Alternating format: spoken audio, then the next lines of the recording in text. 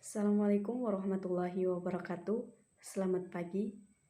Salam sejahtera untuk kita semua. Yang saya hormati, Pak Dr. Andus Hairul MPD. Perkenalkan, nama saya Nurhamzah Jabar dari Fakultas Ekonomi dan Bisnis, Program Studi Akuntansi.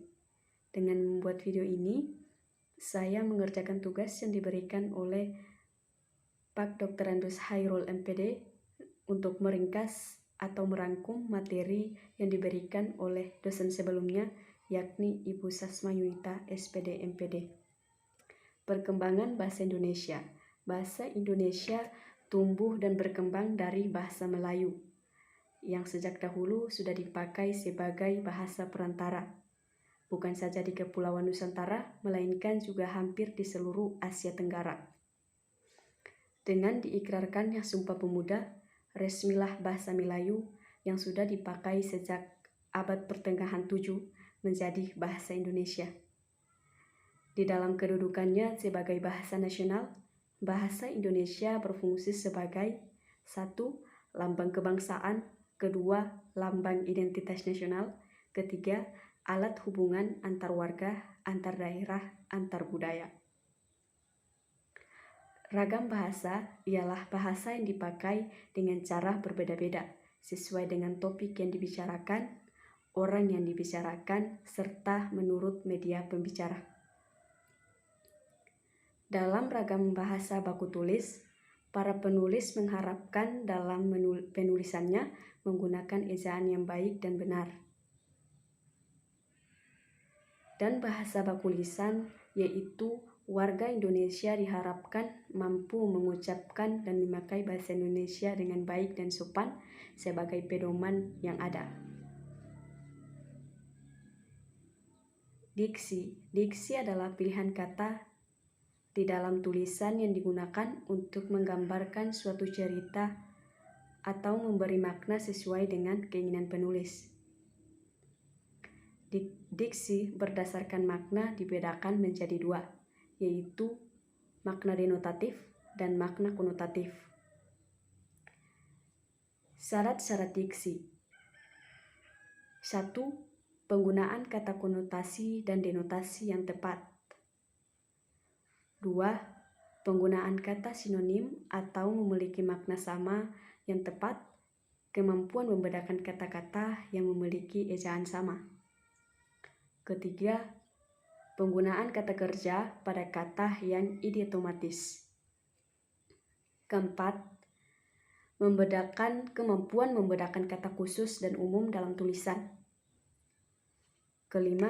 Memperhatikan pilihan kata yang tepat dalam tulisan. Makna kalimat. Kalimat merupakan satuan bahasa terkecil namun terlengkap maknanya dan mempunyai intonasi final yang mengakhirinya. Sebuah kalimat dalam bahasa Indonesia secara sederhana biasanya terdiri dari 2 unsur yang membangunnya, yaitu unsur subjek dan predikat. Kalimat tunggal adalah kalimat yang hanya memiliki satu gagasan dan hanya terdiri dari subjek dan predikat saja. Kalimat majemuk ialah kalimat yang terdiri dari 2 atau lebih klausa yang membangunnya dan biasanya memiliki lebih dari satu predikat. Kalimat efektif adalah kalimat yang dapat menjelaskan gagasan penulis kepada pembaca secara utuh, tanpa ada kebimbangan atau keraguan dalam menafsirkannya. Paragraf. Paragraf adalah seperangkat kalimat yang membicarakan suatu gagasan atau topik. Topik paragraf adalah pikiran utama dalam suatu paragraf.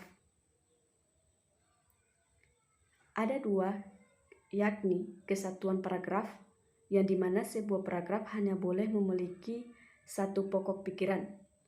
Yang kedua, yaitu kepaduan paragraf yang dapat diketahui dari penyusunan kalimat secara logis.